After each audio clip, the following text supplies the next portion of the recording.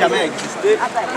La population, dans une démocratie, un État laïque comme le Mali, quand on réclame les 2/3 de la population du pays, ça nous trouvons que c'est inacceptable et nous pensons que franchement c'est du n'importe quoi et nous rejetons en bloc.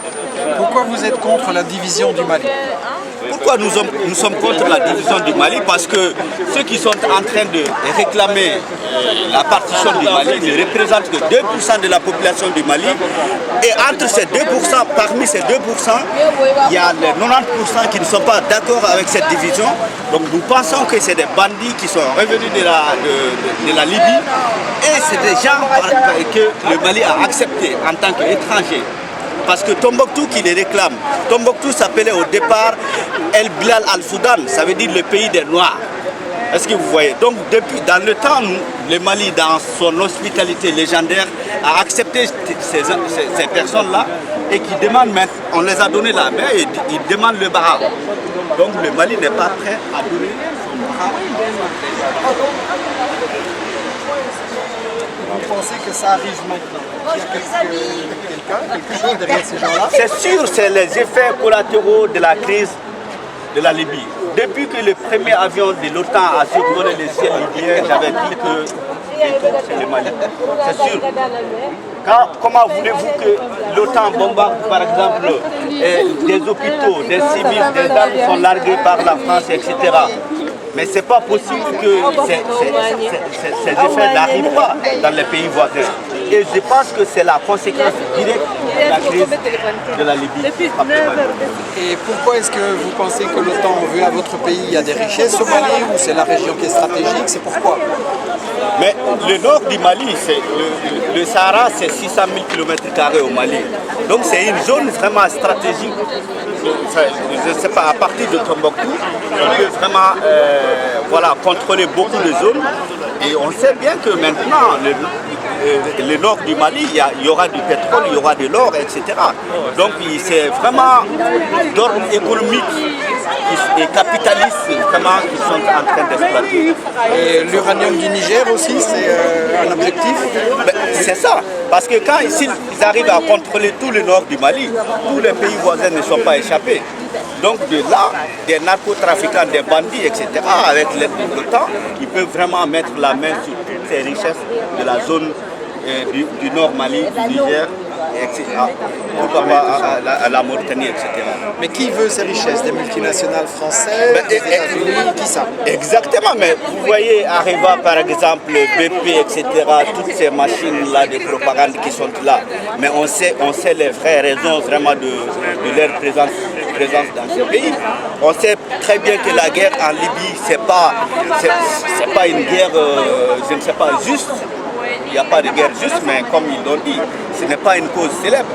Donc nous pensons vraiment que c'est les multinationales qui veulent mettre la main sur toutes les richesses. Parce que si c'est la crise ici, il faut avoir quelque chose ailleurs. Et le fait que des multinationales viennent s'installer au Mali, au Niger, dans la région, c'est pas bon pour les populations? Pas bon pour les populations, bien sûr, parce que quand on exploite par exemple l'uranium, l'or ou bien le pétrole, etc., ces personnes-là s'en fichent mal des effets collatéraux. On ne pense pas. On verse les débris partout. Voilà, la nature est polluée, les gens sont malades et on s'en fout. Tout ce qui les intéresse, c'est l'argent. Il n'y a pas des revenus pour les Maliens, il n'y a pas de salaire, des tombées. Vous voyez, on sait que depuis, je ne sais pas, la traite négrière jusqu'à aujourd'hui, les politiques n'ont jamais changé. Peut-être qu'ils ont changé de forme, mais pas de fond. Donc voilà, c'est des raisons économiques et la population est toujours la première à payer les prix. Donc on n'a absolument rien à gagner. Et donc vous croyez que pour contrôler les richesses, ils vont essayer de diviser les gens entre eux, de faire éclater des pays? La meilleure politique de l'Occident a toujours été de diviser pour mieux régner. Il faut créer la merde entre les populations elles-mêmes. Et bon, comme ça, quand les gens sont divisés, ils sont en train de se batailler pour la politique de pouvoir, etc. C'est un terrain propice pour aller vraiment s'enquérir, je sais bien, sans grands obstacles. Donc on est dans la stratégie du chaos. On est dans la stratégie du chaos. Maintenant, mais nous, même dans le désespoir, nous tirons notre courage. Et nous n'allons désormais pas nous laisser faire parce que la jeunesse est consciente maintenant et nous pensons qu'il faut prendre les choses en main.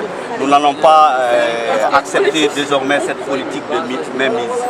Alors dites-moi justement, au point de vue de la résistance, il semble que la population malienne se mobilise. Qu'est-ce qu'il y a comme action et qu'est-ce qu'il y a comme revendication? Qu'est-ce qu'ils veulent? Tout ce que nous voulons, c'est l'intégrité territoriale du Mali. Ce n'est pas négociable. Et quand, par exemple, au nord, des bandits, les islamistes, etc., qui sont en train de terroriser les gens, en appliquant la charia, etc., les jeunes filles qui ne peuvent plus partir au marché, etc., sans porter le voile, nous pensons que ça, c'est une violation pure et simple des droits fondamentaux de l'homme. Et si l'État malien, par exemple, à Bamako, c'est un peu la crise institutionnelle, ben, les jeunes qui sont laissés pour compte essaient vraiment de se défendre. C'est vrai qu'en temps normal, comment dirais-je, la chèvre ne mord pas, mais quand elle est coincée, il y a toujours moyen. Alors justement, comment ça se passe au niveau de la mobilisation de la population? Qu'est-ce que les gens font? Il y a eu beaucoup de protestations contre le président ATT. Certains ont dit qu'il était de mèche avec les séparatistes. Qu'est-ce que vous en pensez? Bon, c'est vrai qu'il y a une mobilisation, etc. Il y a eu beaucoup de contestations ou bien de soulèvement de la population, mais il ne faut pas confondre la foule et la masse, ou bien la foule et les personnes qui sont bien conscientes, qui réfléchissent. C'est vrai qu'on peut reprocher tout à ATT, il a été laxiste, il a été mou, etc. dans la gestion de la crise au nord, mais à un mois des élections, ATT, on n'avait pas besoin de faire un coup d'État pour vraiment demander le départ d'ATT. De toute façon, il allait partir. Il y en a qui disent qu'ils voulaient justement profiter des troubles pour annuler les élections. On ne pouvait pas, c'est pas possible. C'est pas possible si c'était le cas. Parce que l'homme peut faire beaucoup d'erreurs.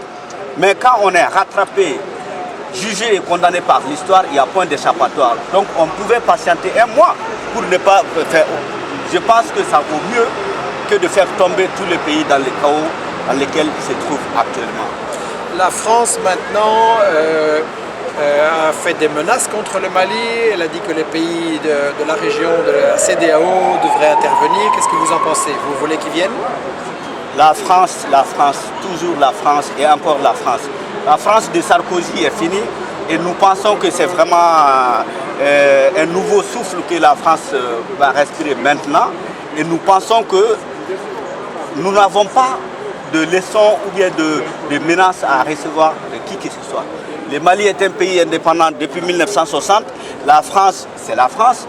Bien que ça soit une colonie, une ancienne colonie française, on ne va pas se laisser intimider.